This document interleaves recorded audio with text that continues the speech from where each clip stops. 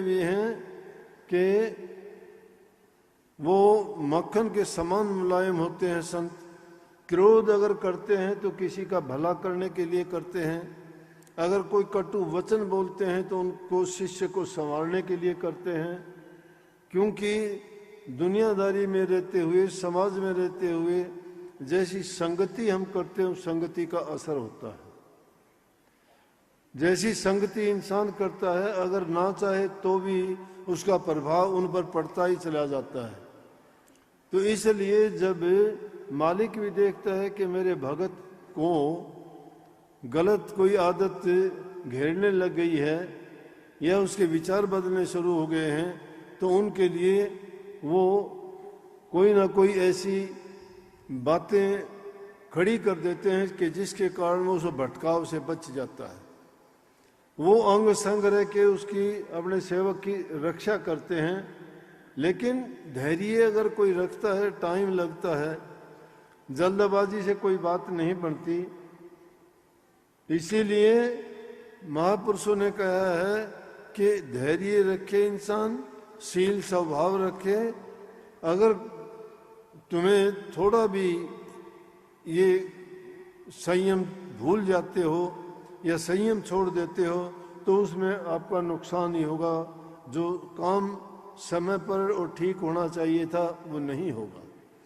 लेकिन जो संयम से काम लेते हैं, धैर्य से काम लेते हैं, प्रेम से जो काम लेते हैं, वो धीरे धीरे काम तो बढ़ना ही है। क्योंकि जब जिसकी ओट ले लेते हो तो वो आपके सभी काम अपने आप संवारता है।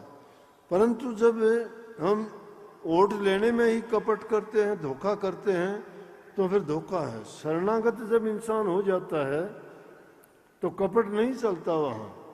शरणागत जब हो गया तो तुझको बंदे चिंता क्या, फिर भी तुझको चिंता व्यापे, तो धोखा है, शरणागत ना। अगर तुम शरणागत ही हो गए, तुमने अपना सब कुछ छोड़ ही दिया है, गुरु पर छोड़ दिया।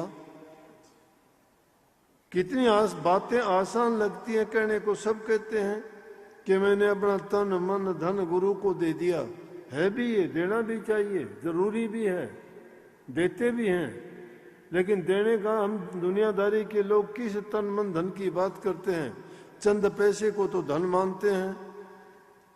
मन को कहते हैं कि अपने जो गुरु कहता है थोड़ा बहुत उसका नाम का सुमरण कर लिया और मान लिया कि ये मेरा गुरु है। और शरीर से कोई सेवा नाम का कोई थोड़ा बहुत काम कर दिया तो कहते हैं बहुत सेवा करते हैं।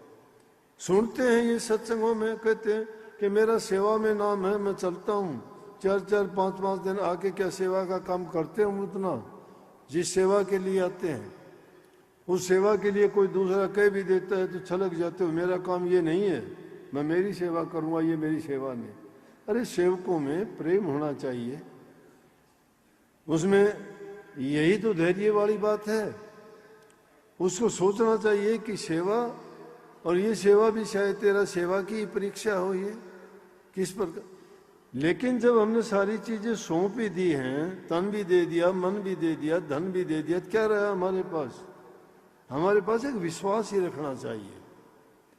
विश्वास ही सब कुछ है। विश्वास फलदायकम, विश्वास ही फल देता है। जिसका विश्वास नहीं है वो चाहे कितनी चतुराई कर लो, कितना नाम जपो, वो मनमुखी नाम काम नहीं देगा।